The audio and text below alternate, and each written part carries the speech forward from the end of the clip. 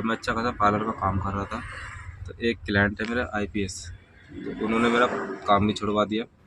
दूसरी चीज़, एक मेरी फ्रेंड थी, उसका भी पैसा निकलवाया था उन्होंने एक जगह से, लेकिन वो पैसा उन्होंने अपने पास ही रखवा लिया कि किसी कंपनी में लगाएंगे। और क्या नाम है, 6 लाख रुपए थे वो। और उसके बाद उसके घर लेके जाते थे कि ज़बरदस्ती मुझे रात को 2 बजे घर भी भेजते थे कि जाओ एक बार पता करके आओ क्या कर रही है क्या नहीं कर रही। फिर मैं जाता था, ऐसे मिल के आ जाता था।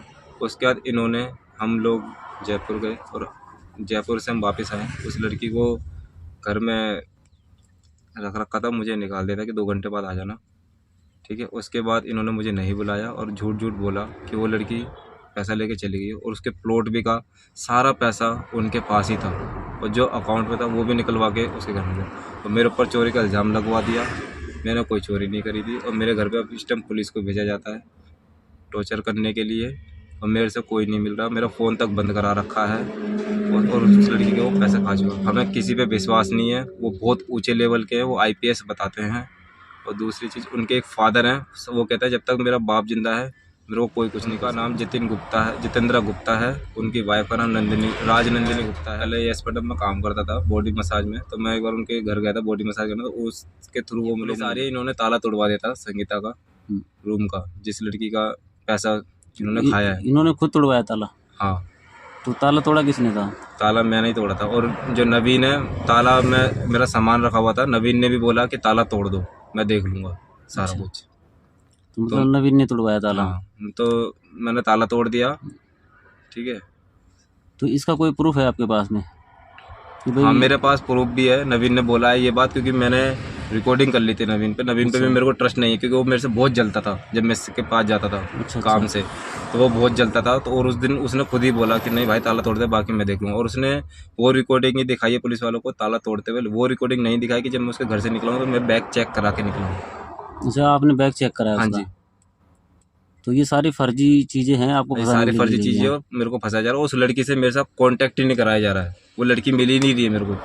अच्छा, वो कहाँ है लड़की वो फिर? लड़की का मुझे भी नहीं पता था। तो ये लोग क्या बताते हैं? ये बताता है कि वो तो बस पता नहीं कहाँ है और तुम अपना फ़ोन ऑन मत करना, क्योंकि वो लड़की मुझे फ़ोन पे ही मिल सकती है। और मेरा फ़ोन ही बंद करवा रखा है इन्होंने। अपना खुद का एक फ़ोन दे रखा है मुझे और उसमें नई सिम डाल रखी है। तो आप उसकी बात क्यों मान रहे हो? फोन क्यों बंद कर रखा है? चालू कर नहीं, लो मैं आप। आज फ़ोन चालू करूँगा, क्योंकि जब मेरे घर पुलिस पहुँच गई है तो मैं आज फ़ोन चालू करूँगी। तो अब आप क्या चाहते हो? मैं चाहता हूँ बस मुझे इंसाफ चाहिए और ये सब चीज़, और जो ये काम कर रहे हैं ना, इनकी जॉब सस्पेंड होनी चाहिए बस। तो इस संदर्भ में आपने कोई शिकायत करी है या शिकायत मैं करेंगे? किसी पे भी शिकायत नहीं कर सकता, क्योंकि पुलिस वालों को इनका फ़ोन जाता है, पुलिस वाले इनकी सुनते हैं। ये पैसा खिलाते हैं और इनके फादर की बहुत पावर बताते हैं कि मेरा जब तक बाप जिंदा है मुझे कुछ नहीं हो सकता। श्रीनगर में जॉब करते हैं, कमांडर की जॉब करते हैं, आप आर्मी में। आईपीएस बता रहे थे? हाँ, ये आईपीएस भी है, लेकिन ये आईपीएस बताते हैं, लेकिन ये श्रीनगर में जॉब करते हैं, कमांडो का भी काम करते हैं। क्योंकि एक बार हम मनाली गए थे तो ट्रैफिक जाम था, तो इन्होंने फ़ोन किया था किसी को कि मैं कमांडो बोल रहा हूँ, क्योंकि पुलिस ऐसी जगह पे इन्होंने अपना असली नाम बताया था कि मैं कमांडो बोल रहा हूँ और ट्रैफिक पुलिस वाले का नंबर दो जो मैन बनता है। ये बात मेरे सामने आई थी। और वैसे ही यहाँ पे सबको आईपीएस बताते हैं। अच्छा, तो और कितने लोग हैं इनके चंगुल में फंसे हुए? इनके चंगुल में बहुत लोग हैं सर। ये काम कराते हैं, लड़की को मतलब बुलाते हैं, फिर लड़कों को फ़ोन करवाते हैं और उससे लड़की से मीटिंग कराते हैं, फिर उस पर रेप केस डलवाते हैं। अच्छा, ये धंधा करते हैं? हाँ जी। तो ये जो खुलासा है आप मीडिया में आप इसको चलाने के लिए बोल सकते हैं? हाँ, मैं बोल सकता हूँ। बस मेरी फैमिली पे, और ये मेरी फैमिली को टॉर्चर कर रहे हैं। मेरी फैमिली को कभी भी कुछ होता है तो ये दोनों जिम्मेदार हैं। तो आपकी क्या एजुकेशन है? मैं 10th ही बस, मैं ज़्यादा पढ़ा लिखा नहीं हूँ। और इन्होंने मेरे को ये लालच दिया था कि मैं तेरे को 60,000 सैलरी दूंगा। कभी 70 बोलता था, कभी 1 लाख बोलता था, कभी बोलता था कि क्या नाम है मैं तुम्हें 80 लाख दे दूंगा, वो प्रॉपर्टी भी उसमें से तुम्हारा पैसा होगा। ऐसा करता है और मैं गरीब हूँ जी, मेरे को थोड़ा पैसे का लालच आ गया बस। तो आप कहाँ रहते हैं फिलहाल? जी, मैं अभी दक्षिणपुरी में रहता था। अच्छा। तो वहाँ से भी इन्होंने मेरे को भगवा दिया कि नहीं वहाँ से निकल जाओ, पुलिस आएगी। अच्छा, और मेरा फ़ोन नंबर बंद करा दिया, सब कुछ बंद है। पुलिस भी ये भेजते हैं, चोरी भी ये कराते हैं और भगाते भी आपको हैं। और सबसे मेन चीज़ ये उस लड़की से मिलने ही नहीं दिया मेरे को उसके बाद। और लड़की कहाँ है मुझे नहीं पता। मेरे पास एफआईआर हुई थी, झूठी एफआईआर थी, लेकिन जब ये हुई थी तो रात को ये लोग मेरे को मिले हैं 10 बजे वेगस मॉल में, द्वारका सेक्टर, द्वारका में। वहाँ मिले हैं। वहाँ मिलने के बाद इन्होंने मेरे को बोला है। कौन कौन लोग मिले थे आपको? ये आईपीएस की वाइफ राजनंदिनी और जितेंद्र गुप्ता और राजनंदी गुप्ता, और उनकी एक मेट है काम करने वाली वो। ये तीनों आए थे, इन्होंने मेरे से बात की, बोला उसका एक्सीडेंट करा दो, हम उसे बैंक भेजेंगे, बैंक से पैसा लेके आएंगे, उसका पीछा करते रहना और उसका और स्कूटी से गिरा देना, वो हेलमेट नहीं पहनेगी, हम उसे पहनने नहीं देंगे। ये सब बोला था। तो मैंने बोला नहीं, मेरे से नहीं होगा। तो इन्होंने बोला कि ठीक है अजगर से कराते हैं। तब मेरे को हाँ बोलना लड़की का। कभी मैंने उसका बुरा नहीं चाहा था लाइफ में। मैं इसलिए बुरा नहीं चाह रहा था क्योंकि जब उसने मेरा कुछ बिगाड़ा नहीं तो मैं उसे क्यों मारूँ। और ये लोग उसका एक्सीडेंट करा देते। एक्सीडेंट अगर मैं हाँ नहीं करता उस टाइम तो ये उससे करा देते अजगर से। अजगर मकैनिक है, उसका गराज है कहाँ माता है? मंदिर के पास, गुड़गांव में? गुड़गांव में उसके पास है। और दूसरी चीज़, उस टाइम मेरे को हाँ करनी पड़ी थी कि तो हाँ मैं उसका ये कोई करूँ। फोटो वोटो भी है आपके पास में? अजगर का? हाँ। अजगर का मुझे कोई, हाँ उसका मैंने वो देख रखा गराज, मैं आपको वहाँ लेके जा सकता हूँ। तो ये गराज कहाँ है इसका? ये माता रोड पे, मेन रोड पर ही है।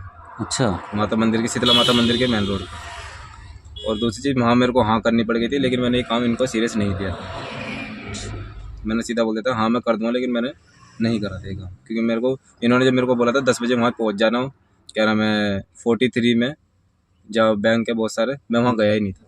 मैं सिर्फ गया हूँ जब इनका एक फ्रेंड था उसको छोड़ने गया था, तो बस ऐसे घूम फिर के मैं घर आके बैठ गया था। मैं वहाँ गया नहीं था उसके काम के लिए। अच्छा।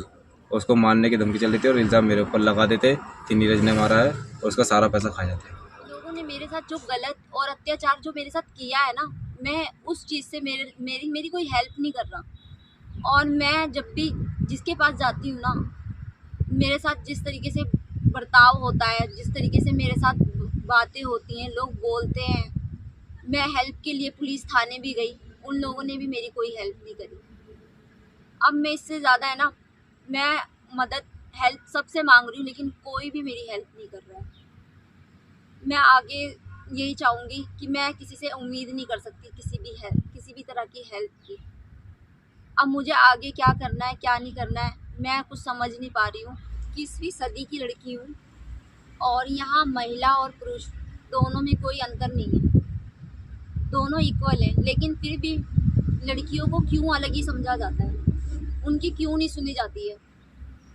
मैं जिस भी थाने जाती हूँ सबको रिश्वत चाहिए होती है, पैसा चाहिए होता है, सुननी नहीं है लोग। और ज़्यादा ही वो लोग एलिगेशन लगाते हैं कि तुमने कुछ किया होगा, वो और साइड में ले जाके बोलते हैं कि आप पैसे दोगे तो सब कुछ हो जाएगा, आपके फेवर में हो जाएंगे हम। मतलब कि हमें अपने आप को बेचना पड़ेगा तभी ये सारी चीज़ें होंगी। मतलब हम लड़कियां इस तरह की हो गई हैं कि हमें उनको कुछ देना है तब वो हमारा काम करेंगे, अदरवाइज नहीं होगा। मुझे तो विश्वास ही हट गया है ऐसे लोगों पे, पुलिस वालों पे, प्रशासन से मुझे मेरा विश्वास नहीं है बिल्कुल भी। अब मैं किसी से मदद की गुहारी नहीं। मेरा नाम संगीता है, मेरे पापा का नाम श्री ओम प्रकाश, और मैं गुड़गांव सेक्टर 52 वजीराबाद में रहती हूँ। मेरे साथ इस तरह की घटना हुई है जो मैं आपको बता नहीं सकती। मैंने सोचा भी नहीं था अपनी लाइफ में कि मेरे साथ ऐसा हो जाएगा, और मेरे साथ जो हुआ है, जिसके लिए मैं हेल्प मैंने मांगी, किसी ने कोई हेल्प नहीं करी। मैंने कंप्लेंट तक लिखवाई अपनी, मेरी कंप्लेंट में ना कोई कार्रवाई नहीं हुई, जिसके लिए मैंने अपने पुलिस में भी, थाने में भी मैंने कॉल किया। मेरी कंप्लेंट जो दर्ज हुई थी वो कंप्लेंट फाइल मुझे कॉपी नहीं मिली मुझे, और मैंने व्हाट्सएप पे भी मांगी, वो बोलते हैं आप आ जाओ। क्योंकि अगर मैंने कंप्लेंट करी है तो उस कंप्लेंट की कॉपी मुझे मिलनी चाहिए, जिसमें कि एसआई है जो उसने मुझे कंप्लेंट नहीं दे रहा है, और ऊपर से मुझे नोटिस भेज रहा है कि आप आके लेके जाओ। मैंने कहा मैं सेफ़ नहीं हूँ, मैं नहीं आ सकती, आप मुझे व्हाट्सएप कर दो। उन्होंने लेकिन तब भी नहीं भेजा मुझे। उसके बाद भी मुझे ये टाल में टाल करता जा रहा है और मुझे नहीं दे रहा है। मैं नहीं जा सकती, मुझे मेरी जान का खतरा है, जिसमें कि मेरे पास वो सारे एविडेंस हैं जो मैं देना चाहती हूँ, लेकिन मैं मिल के नहीं देना चाहती। मैं उन पर विश्वास नहीं कर सकती, और मेरा विश्वास नहीं बन पा रहा उन लोगों पे, जिसमें कि मैं जो ये वीडियो जो जितने भी लोग देख रहे हैं, मैं यही चाहूँगी अगर कोई भी सच्चा है और कोई भी अच्छा है ना, आप सब से ही मैं उम्मीद कर सकती हूँ, और मैं किसी से कोई उम्मीद नहीं कर सकती। जिस तरीके से मेरे साथ ये सारी चीज़ें हुई हैं, मैं उनके नाम लेना चाहूँगी कि जिन जिन लोगों ने मेरे साथ हरेसमेंट मेरा किया है, मैं उनके नाम बताती हूँ। एक है जतिन गुप्ता, राजनंदिनी, एक है सपना उसमें से जो कि उनकी काम वाली है, और एक मेरा मकान मालिक नवीन यादव, और इसमें से एक है एसआई जो उन तक सारी बातें मेरी पहुंचाता है। और उसने मेरी कंप्लेंट एफआईआर दर्ज नहीं की है, और मैं कंप्लेंट नंबर मांग रही हूँ, कॉपी मांग रही हूँ, वो मुझे नहीं दे रही। सोच रहे होंगे कि मेरी फैमिली में क्या चल रहा है क्या नहीं चल रहा है। मैं ये बता देती हूँ आपको मेरी फैमिली में क्या चल रहा है। मेरी मम्मा नहीं है, मेरे पापा हैं और 2 भाई हैं। एक मेरी सिस्टर थी जिसकी डेथ हो गई, और दोनों भाइयों की शादी हो गई है। वो तो अपनी लाइफ में खुश हैं और मैं उनसे कोई उम्मीद कर नहीं सकती। पापा हैं, वो अकेले हैं, वो मेरे से बात नहीं करते। मैंने ये देख लिया ज़िंदगी में कि कोई किसी का नहीं होता है, और मैं यही चाहूँगी लोगों से कि अपनी बेटी को है ना संभाल के रखें, अपने साथ रखें। जैसे आज मैं अकेले रह रही हूँ ना, अलग रह रही हूँ। लोग है ना सिर्फ लूटने, खाने, नोचने के लिए ही होते हैं। मैं ये नहीं चाहूँगी कि आपकी बेटी के साथ भी वैसे ही हो जैसा मेरे साथ हो रहा है। मैं किसी से भी हेल्प मांगती हूँ, कोई मेरी हेल्प नहीं करता। उनको उसके लिए कुछ ना तो कुछ चाहिए, जो कि मैं दे नहीं सकती। जो दे सकता है वो दे देती है, मैं नहीं दे सकती क्योंकि मेरे अंदर वो गट्स नहीं है। क्योंकि मैंने जो भी अपनी लाइफ में किया है ना, मेहनत से किया अपनी, और वो मैं हमेशा से ही करूँगी मेहनत। और आज भी कल भी हमेशा ही मैं मेहनत से ही करूँगी। कोई गलत काम और गलत तरीके से मैं कोई पैसा नहीं कमाना चाहती। जो भी मैंने अपनी मेहनत से कमाया था ना, वो तो इन लोगों ने मेरे से चालाकियों से छीन लिया, ले लिया। अब मैं उस चीज़ के लिए आवाज़ उठा रही हूँ जो कि मुझे उठानी चाहिए थी, और मैं उठा रही हूँ जिसके लिए मेरी सुनवाई नहीं हो रही है, कोई सुन नहीं रहा है। और मैं अब इसके लिए किसी से कोई उम्मीद नहीं रख सकती। मैं आप लोगों से ही उम्मीद रख सकती हूँ। और लड़कियों को जिस तरीके से ये लोग हरेसमेंट करते हैं, आजकल के बहुत सारे ऐसे माँ बाप हैं जो अपनी बेटियों को नहीं समझते हैं, ना रखते हैं, उनके साथ कितना गलत हो जाता है। लेकिन जितना मैंने ये देखा है कि लड़कियों को कहते हैं कि लड़कियां बचाओ, लड़कियों को संभाल के रखो, लड़कियों के लिए इतना करो, लड़कियां किसी से कम नहीं है। लेकिन ऐसा नहीं है। लड़कियों के साथ बहुत सी गलत चीज़ें हो रही हैं। लगता नहीं है लड़कियां सुरक्षित है कहीं, क्योंकि लड़कियों के लिए तो है ना सुरक्षा है ही नहीं। जो लोग कहते हैं ना गवर्नमेंट बेटी बचाओ बेटी पढ़ाओ, सब बकवास है। मैं इस चीज़ को नहीं मानती और ना मैं मानूंगी, क्योंकि मैं जिस सिचुएशन से मैं गुजर रही हूँ ना, वो मैं जानती हूँ और मेरा दिल जानता है।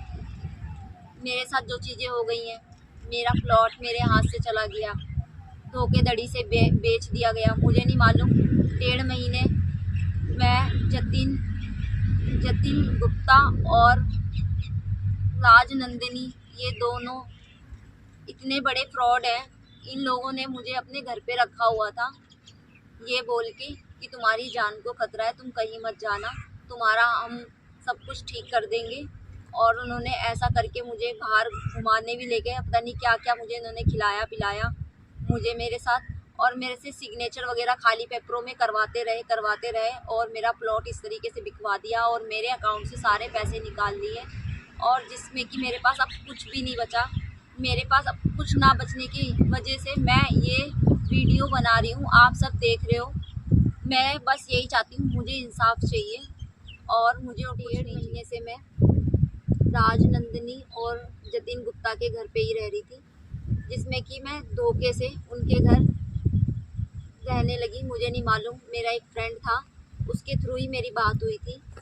और हम लोग कहीं घूमने गए थे, वहाँ से जब हम सुबह आए, मेरे बर्थडे की बात थी ये, बर्थडे में हम लोग गए थे जयपुर से आने के बाद हम लोग वहीं रुके रात को, और मैं वहाँ पर सोई। उसके बाद है ना हम सब वहीं सोए, जिसमें कि जतिन गुप्ता, राजनंदिनी और सपना और मैं थी। उसने मुझे यहीं रोक दिया और मुझे उसके दिन के बाद से मुझे कहीं जाने नहीं दिया। उसने बोला मुझे अपनी बहन बनाकर रखा और बोला कि तुम कहीं नहीं जाओगी, तुम मेरे हमारे घर पे ही रहोगी और अब हम तुम्हें अपनी बहन की तरह ही रखेंगे। फिर उसके बाद इन लोगों ने इनका इनका जो भी था ना फ्रॉड, जो भी करना था इनको मेरे साथ, वो था मेरे प्लॉट पे कब्जा करना, प्लॉट बिकवाना और मेरे पैसे मुझसे लूटना। और उन्होंने मेरा अकाउंट नया खुलवाया, ये सारी चीज़ें हुई जिसमें कि इनको मेरा भरोसा जीता उन्होंने पहले। मुझे ये बाद में ये चीज़ें पता चली है, मुझे इनके प्लान का कुछ मालूम नहीं था और इनका प्लान क्या था क्या नहीं था मैं इनके कहने पे चलने लगी। मुझे नहीं मालूम इन्होंने मेरे साथ क्या किया, मैं इनके घर रहने लगी तो इन लोगों ने क्या किया क्या नहीं किया मुझे कुछ नहीं मालूम। मेरे फ्रेंडों से इनको मेरे फ़ोन से मेरे ही दोस्तों को फ़ोन कराया और मैंने फ़ोन किया और ये मेरे पास बैठ के मेरा फ़ोन म्यूट करवा के मुझे बोलते थे कि ऐसे बोलना है वैसे बोलना है और मैं वैसे वैसे बोलती थी और मैं वैसा वैसा करती थी। मुझे नहीं मालूम इनके दिमाग में क्या चल रहा था क्या नहीं चल रहा था। इन लोगों ने मुझे क्या खिलाया क्या नहीं खिलाया मुझे नहीं मालूम। और फिर उसके बाद इन लोगों ने मेरी कौन सी वीडियो बना ली मुझे नहीं मालूम क्या हुआ। ये मुझे ब्लैकमेल करने लगे उस चीज़, दोस्तों से फ़ोन करवाने लगे, उन लोगों को बुलवाया कि मैं चंडीगढ़ हूँ। सबको ये रहने लगा कि तू चंडीगढ़ कैसे चली गई। मैंने कहा अब मैं यहाँ शिफ्ट हो गई हूँ, इन लोगों के कहने पे मैंने बोला। फिर मेरे प्लॉट की बात आई, प्लॉट के लिए हम लोग मिले, वहाँ गए प्लॉट के लिए, मेरा प्लॉट बिकवाया इन लोगों ने। मेरा पैसे जो भी आए वो सारे इनके अंडर में आए, मेरे हाथ में कुछ भी नहीं था। इन लोगों ने ही वो पैसे सारे अपने अंडर में किए हुए थे, मुझे 1 रुपया उसमें से नहीं दिया। जो आया था पैसा 1 लाख का चेक, वो भी मैंने 18 या 19 तारीख को लगाया। हो गया टाइम थोड़ा सा उस चीज़ पे। वो पैसा भी उन्होंने मेरे से निकलवा लिया, मेरे अकाउंट से। सारा पैसा निकलवाने के बाद मेरे पास कुछ नहीं बचा। अगर मुझे कुछ चाहिए होता था तो ये मतलब बाहर लेके जाते थे खिलाने पिलाने, अपना जो भी है यही करते थे। इन्होंने मुझे वेगस मॉल से शॉपिंग भी कराई थी। वो शॉपिंग क्योंकि मेरे पास कपड़े नहीं थे तो इन्होंने ही करवाया था। घर जाने से तो मना कर दिया था इन्होंने, घर भी नहीं जाने दिया मुझे। फिर उसके बाद नवीन मेरा लैंडलॉर्ड है जो, उसके लिए इसने मुझे बोला कि उसका जो बिल्डिंग है वो हमें कब्जे में लेनी है। इन्होंने मेरे से एक कंप्लेंट करवाई कि तुम्हारे घर में चोरी हो गई है, ये बोलना है 14 लाख की, और जिसमें कि वो मेरे घर में 14 लाख नहीं थे। इन लोगों ने झूठ बुलवाया मुझसे और उस पर FIR दर्ज करवाई और वो मैंने किया। करने के बाद उन लोगों ने FIR हुई नहीं, उसके लिए मैंने FIR कंप्लेंट भी मांगी, इन लोगों ने नहीं दी। आपस में इनका क्या सेटलमेंट हुआ मुझे नहीं मालूम। मेरा पैसा सारा निकल गया और जब इन्होंने बोला कि मैंने अपने पैसे मांगे तो कहते पैसे तो मैं दूंगा नहीं, तुम्हारे तो चोरी हो गए ना। मैंने कहा मैंने चोरी कौन से पैसे चोरी करवाए, तुमने ही बोला, तुम्हारे कहने पे मैंने वो सारी चीज़ें करी। तो कहता है मुझे कि नहीं तुम्हारे पैसे तो तुम्हें दे दिए थे मैंने। और उस चीज़ की इन लोगों ने मेरी रिकॉर्डिंग कर रखी है, जो इन्होंने मुझसे दोस्तों से बुलवाया था वो सारी रिकॉर्डिंग इनके पास है। मुझे नहीं मालूम था ये सारी रिकॉर्डिंग कर रहे हैं क्या कर रहे हैं। और मुझे जब बाद में पता चला ना तो इन लोगों ने मुझे मारने की धमकी तक देने लगे और उन्होंने मुझे पुलिस वालों से भी मुझसे लोकेशन मंगवाने के लिए बोला कि आप मुझे लोकेशन दो, हम वहीं आते हैं। मैं डर गई, मैं अपने दोस्तों के घर रह रही हूँ और मैं इसके अलावा कहीं नहीं जा रही, मैं किसी पे विश्वास नहीं कर पा रही हूँ। इतना सब कुछ मेरे साथ होने के बावजूद भी इन लोगों ने, मैंने फ़ोन किया फ़ोन तक नहीं उठा रहे, पैसे देने के लिए बिल्कुल मना कर दिया इन्होंने। मेरे पास एक फूटी कौड़ी पैसा नहीं है कि मैं अपना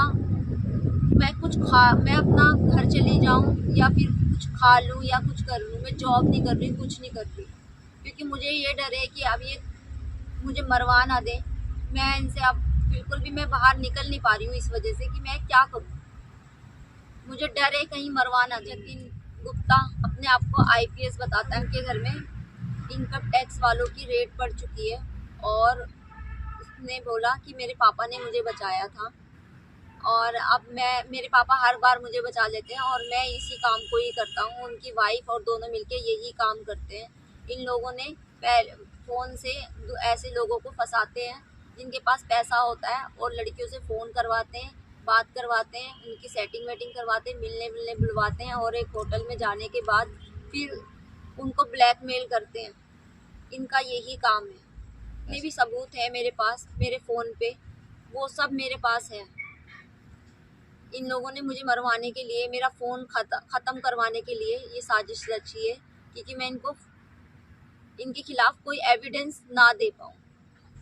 मेरे पास सारे एविडेंस हैं इनके, और मैं इनकी फ़ोटो भी शेयर कर देती हूँ। ये दोनों हैं जतिन गुप्ता और ये है राज नंदिनी, जिन लोगों ने मेरे साथ फ्रॉड किया है। और ये मेरे साथ ही नहीं, ये बहुत लोगों के साथ फ्रॉड करते हैं। ये बहुत अय्याश लोग हैं। इनकी जितनी भी सारी वीडियोस जो भी है ना, मेरे पास है।